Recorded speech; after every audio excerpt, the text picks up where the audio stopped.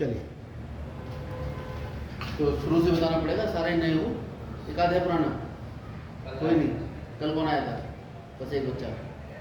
11th में ये दिक्कत रहती है, रोज बच्चे बदल जाते हैं। देखिए, पार्ट का नाम है समुच्चय। समुच्चय हम कहते हैं वेल डिफाइंड कलेक्शन, यानी परिभाषित समूह। कैसा समूह? परिभाषित। जैसे हम कहें कि सबसे अच्छे बच्चे, परिभाषित नहीं, कौन अच्छा कौन। हम कहें ऐसे बच्चे जिनकी हाइट 150 सेंटीमीटर से कम है, तो ये बिल्कुल परिभाषित बात है ना। हम कहें दुनिया का सबसे अच्छा बैट्समैन, कोई नहीं हो सकता। क्या मालूम कौन अच्छा है? कोई लेग में अच्छा खेल रहा है, कोई ऑफ में अच्छा खेल रहा है, हमारे लिए तो वो अच्छा जो आउट होकर चला जाए, हमें क्रिकेट पसंद नहीं। और हम कहें ऐसे बल्लेबाजों का समुच्चय जिन्होंने 20 मैच खेले, तो ये एक परिभाषित बात होगी। तो दिमाग में आपका कंसेप्ट आ गया होगा, क्या चीज़ परिभाषित है और क्या चीज़ अपरिभाषित। अब जो परिभाषित बात है उसमें कुछ अवयव होते हैं।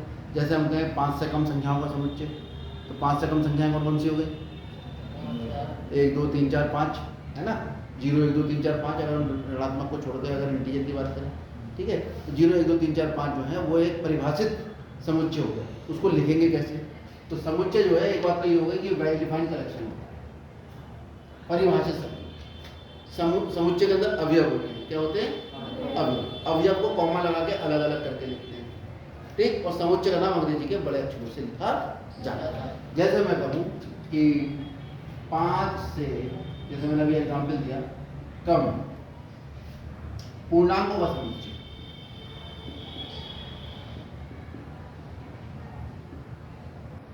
अब 5 से कम पूर्णांक तो बहुत होते हैं, माइनस वाले भी पूर्णांक होंगे। यहाँ लगा देता हूँ मैं धन पूर्णांक।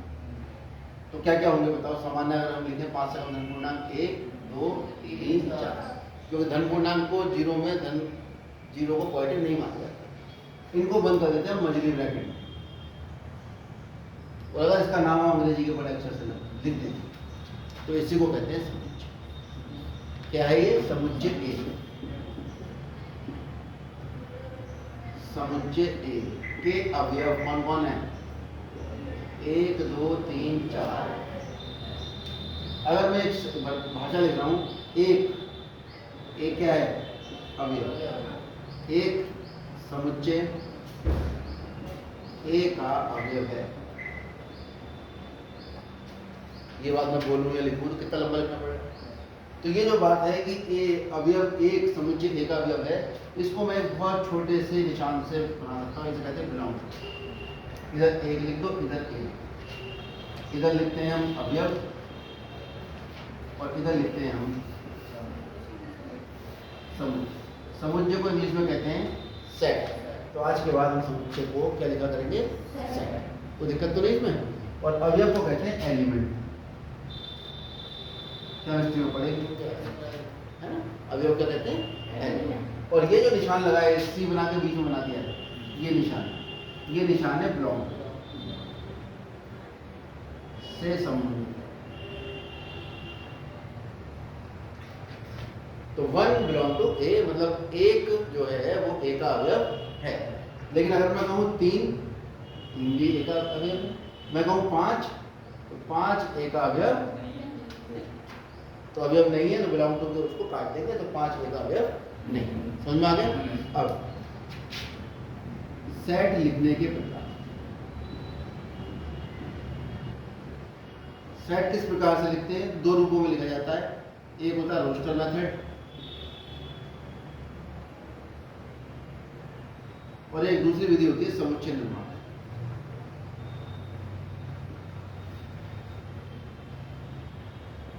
समुच्चय को हम 2 तरीके से लिख सकते हैं, रोस्टर मेथड और समुच्चय निर्माण विधि। समुच्चय निर्माण विधि कौन सी है, उस पर अभी बात करेंगे। रोस्टर मेथड ये लिखो, जब भी समुच्चय में ऐसे लिखते हैं कि अवयवों को कॉमा लगा लगा के अलग लिख देते हैं, ठीक है, और समुच्चय का नाम रख देते हैं। ये कौन सा मेथड कहलाता है? Roster method. अब इसी को अगर मैं समुच्चय निर्माण विधि में लिखना चाहूँ, इसी को समुच्चय निर्माण विधि। आप बेटा शायद बाहर से हो गए, ये इसी कॉलेज से हो, बाहर से, है ना।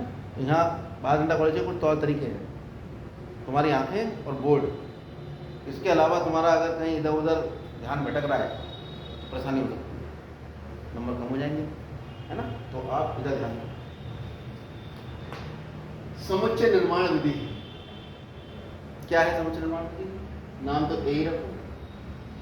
इसमें इस तरह से लिखते हैं, इसमें अवयव होंगे x की तरह। कैसे अवयव होंगे? x की तरह, जहां x जो है वो बिलोंग करेगा किसे? x बिलोंग करता है मान लो धन पूर्णांकों को, क्यों?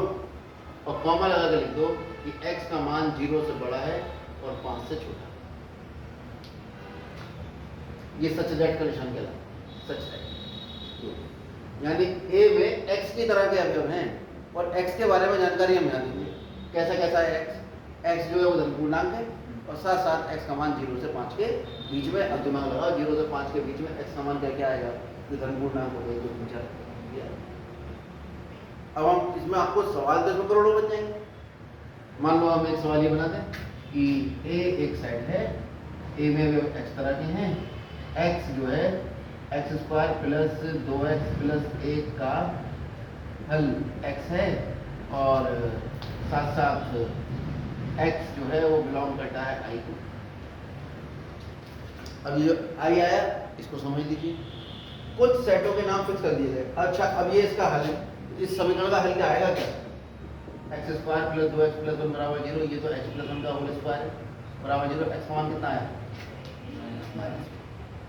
एक ही तो मान निकल गया, हो सकता है 2 निकल आते। तो ये जो a है, इस a को अगर मैं रोस्टर फॉर्म में लिखूंगा तो केवल एक ही अवयव आएगा। भले इसके हल जो आ रहे हैं -1, -1, लेकिन एक समुच्चय में अवयवों को एक ही बार लिखते हैं, एक से ज्यादा बार नहीं है। और क्रम बदलने पर भी समुच्चय पर कोई फर्क नहीं पड़ता। 4 पहले लिख दो, 2 बार। ठीक। Type of set,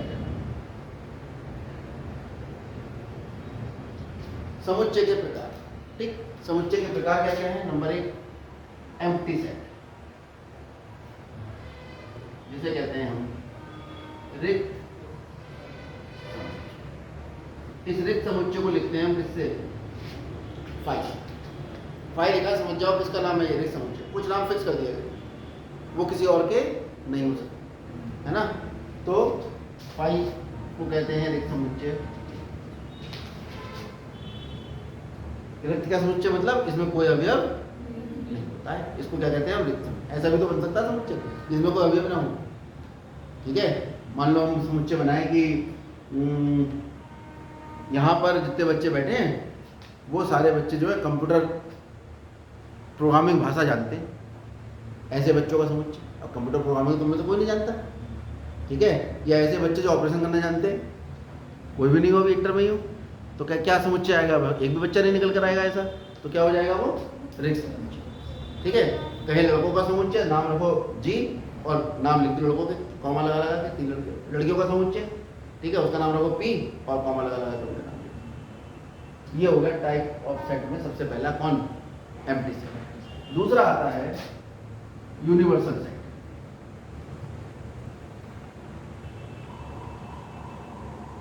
universal set एक ऐसा समुच्चय होता है जैसे सार्वत्रिक समुच्चय है।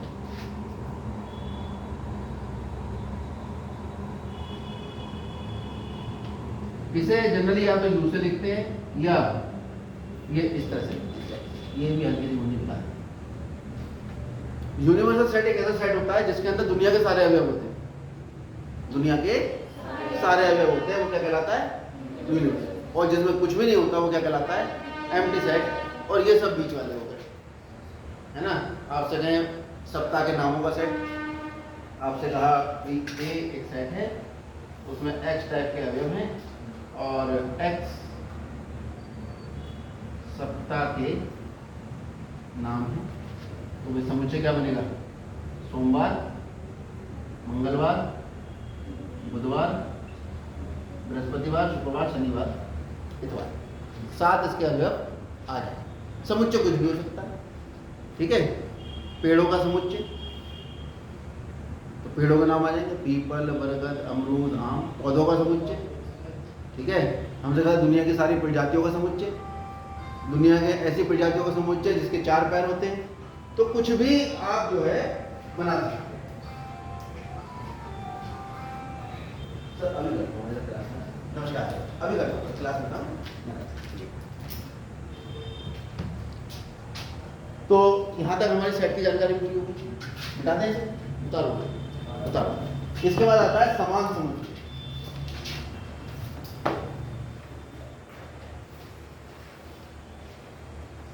यानी इक्वल सेट। ठीक, दो समुच्चय, दो सेट समान होंगे यदि क्या क्या होना चाहिए। सबसे पहली बात, ए के अवयव जो है वो बी के अवयव होंगे, यानी आप ऐसे समझो, इसे कहते हैं फॉर एवरी। ये किसका निशान है, ये बी बनाओ, बीच में काट दो, फिर ये या कह सकते हैं इसे फॉर एवरी। बीच बीच में निशान आते जाएंगे और बताते जाएंगे। For every x belong to a implies that, ये तो बचपन से पढ़ते आ रहे हो, y belong to, sorry x belong to b. एक सेट ए है और एक सेट बी है। जो भी ए का अवयव है वो किसका अवयव है, बी का। और नंबर 2 बात, ए के अवयवों की संख्या बराबर है बी के अवयवों की संख्या। दो सेट बराबर होंगे, अगर ए के अवयवों की संख्या किसके बराबर हो, बी के। और साथ साथ ए के सारे अवयव किसके बराबर हो, किसके बराबर होने चाहिए, बी के। तभी दो सेट कैसे हो सकते हैं, इक्वल हो सकते। एक होता है इक्विवेलेंट, वो सेट होते हैं इसमें नंबर ऑफ एलिमेंट बराबर होते हैं। ठीक है, और भी इसके बारे में विस्तार से बात करेंगे बाद में। अभी आप इतना बता, फिर बता, बहुत लंबी कहानी है।